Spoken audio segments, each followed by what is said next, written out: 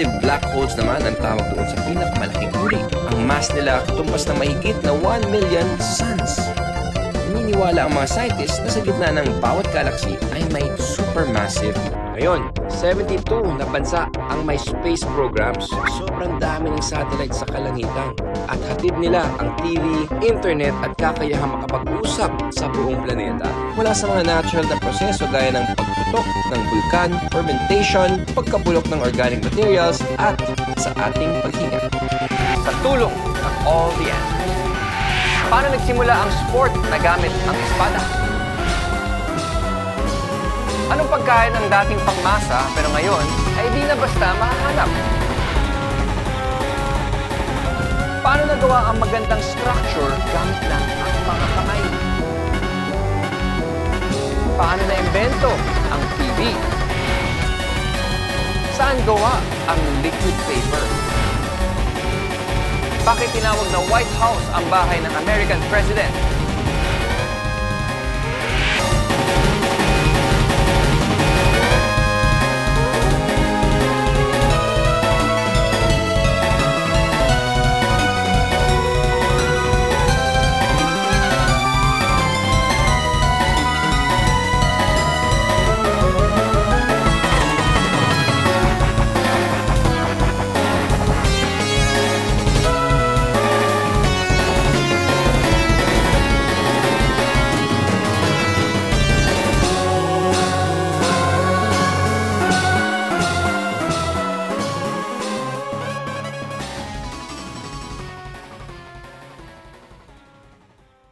Isang sport na kinakailangan ng precision sa paggalaw ay ang fencing. Kahit noong unang panahon pa, madalas nang maglaban ng mga tao gamit ang mga kamay, bato at espada. Ilan sa mga pinakaunang naibalang sword fighting sa sport ay ang sikat na gladiator sa ancient Rome. Noong 12th century, simulang lumitaw ang mga sword fighting schools sa Europe. Noong 1487, ang pinakaunang libro tungkol sa sport ng fencing ay isinulat ni Diego de Valera. Susunod na daang taon, ang medieval times ay magtatapos at magsisimula ang Renaissance period. Sa panahon ito, na-invento ang rapier. Eventually, ay magiging fencing sword. Sa lahat ng mga espada sa modernong eskrima, ito ang isang tunay na sandata na may matalim at hilid at tulis na dulo. Pero paano yun kung gusto nyong mag-espada-espadahan? Just for fun lang, yung walang sakitan. Kaya na-invento ang foil. Hindi matulis ang dulo nito, kaya hindi ito makakasakit ng kalahatan. Kaya nyo mamulaan kung anong klaseng career meron ang mga professional fencers noong Renaissance? A. Law enforcement. B. Entertainers. Or C. Athletes.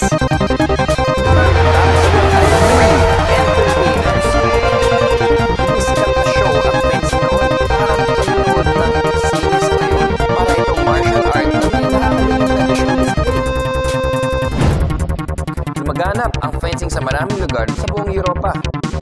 Noong una, hindi titigil ang mga manlalaro hanggat hindi sugatan o tumba na.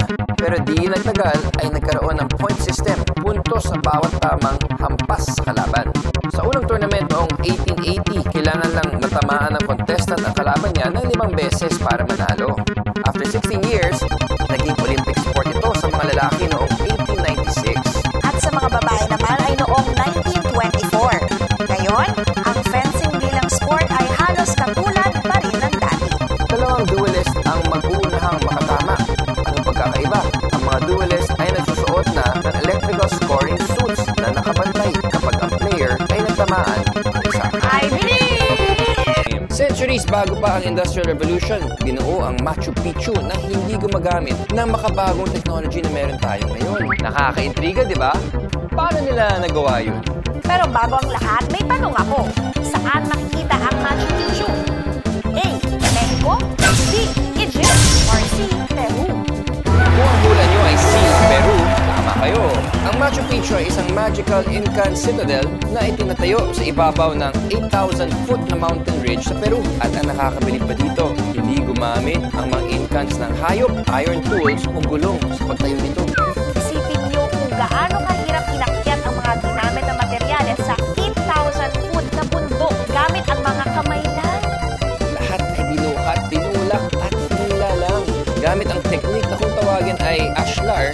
Pinunto nila ang mga bloke ng bato na walang mortar. Sobrang sakto ang pagkakatabas ng mga bato na kahit siksikan ng card sa pagitan ay hindi kasya. Ang galing ah!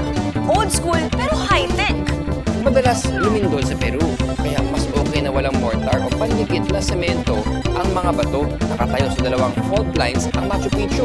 Pag may mortar, hindi nakakasabay ang mga bato sa galaw ng lupa pag may lindol. Kaya sinasabing sumasayaw ang structure kapag lumilindol. Ibig sabihin nito ay sumusunod ang mga bato sa galaw ng lupa. Dahil walang mortar, nakakilos ang mga ito nang hindi bumubuo. Naniniwala ang mga archaeologists na ang Machu Picchu ay ginawa para sa Incan Emperor na si Pachacuti. 1 century nakatira ang Incans dito. Pero nang dumating ang mga Kastila noong 1530, inabandona na nila ito. Halos 750 ang nakatira sa taas ng bundok. Karamihan sa residente ay mga utusan at pari na nagsisilbi sa emperor. Naging posible naman ang farming dahil sa mga man-made terraces. Ang mga terraces na ito ay nakakabilib ang pagkakagawa para masigurong maganda at mataba ang lupa at para maiwasan ang baha kasi umaabot sa 71 inches ang ulan kada taon. At dahil maulan, kailangan nilang iwasan ang pagguho ng bundok. Kaya ganyan ang layout ng taniman nila. Ang ganda talaga ng Machu Picchu. Kaya naman isa ito sa 7 wonders of the world. Deserve! Trivia time tungkol sa 7 wonders of the world. Alin sa mga sumusunod ang hindi kasama sa bagong 7 wonders of the world? A. The Colosseum, B. The Eiffel Tower, or C. The Great Wall of China. Alin sa mga sumusunod ang hindi kasama sa bagong 7 wonders of the world? A. The Colosseum, B. The Eiffel Tower, or C. The Great Wall of China. Kung ang sagot nyo ay B, tama kayo. Kahit kilala ang Paris sa romance, cheese at baguette. Kaya lang, ang iconic Eiffel Tower dito ay finalist lang sa listahan ng bagong wonders of the world. Sana makita ko rin yung Paris o yung Machu Picchu. Magagawa ng paraan yan. Pwede mo makita ang mga lugar na yan sa tulong ng TV. Teka, sino bang naka-invento ng TV? Noong early 1900s, pinangarap ng mga inventors sa iba't ibang bahagi ng mundo ang makagawa ng ganitong device. Bilang isang teenager sa Iowa, binasa lahat ni Philo Taylor Farnsworth ang mga tungkol sa mga ganitong imbensyon. Si Philo ay lumaki sa isang dampa na walang kuryente sa Utah, USA.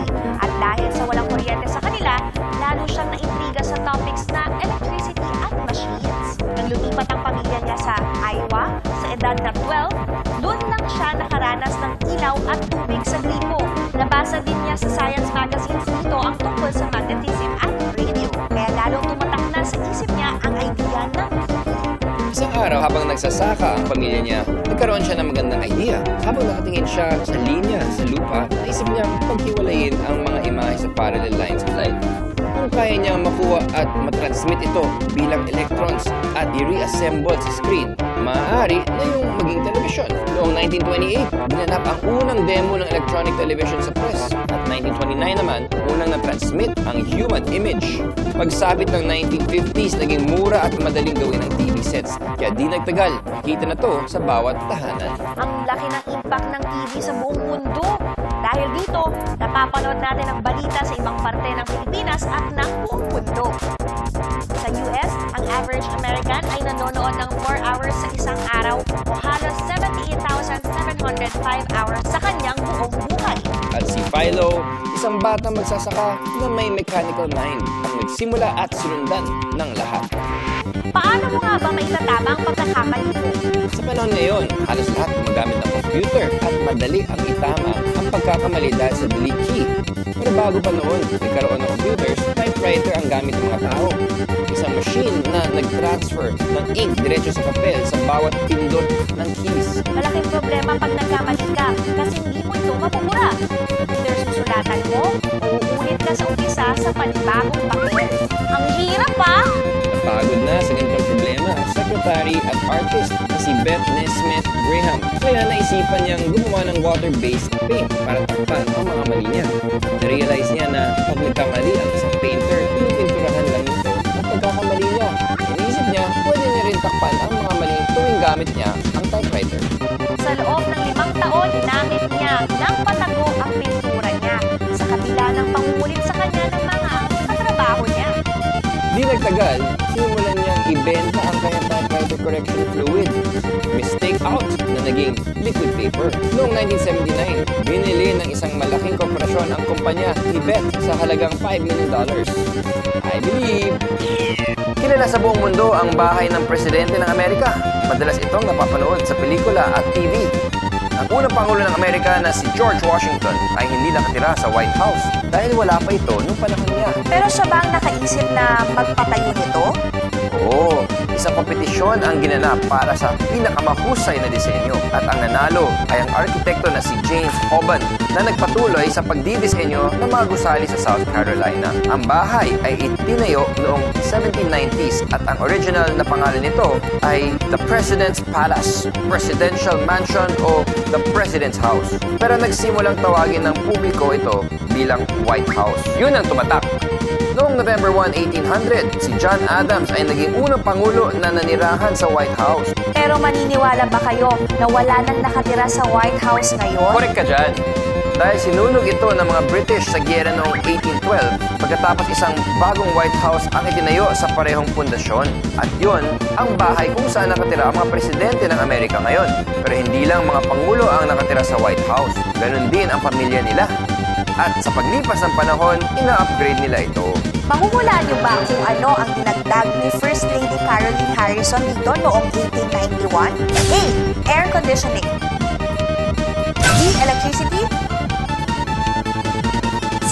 Running water. Sa panahon ng termino ni Benjamin Harrison bilang ika-23 Pangulo ng Estados Unidos, iminungkahi ng unang Ginang Harrison ang pagdagdag ng letter B, kuryente. Ang nakakatuwa dito ay hindi sila gumamit ng electricity lights dahil takot silang makuryente.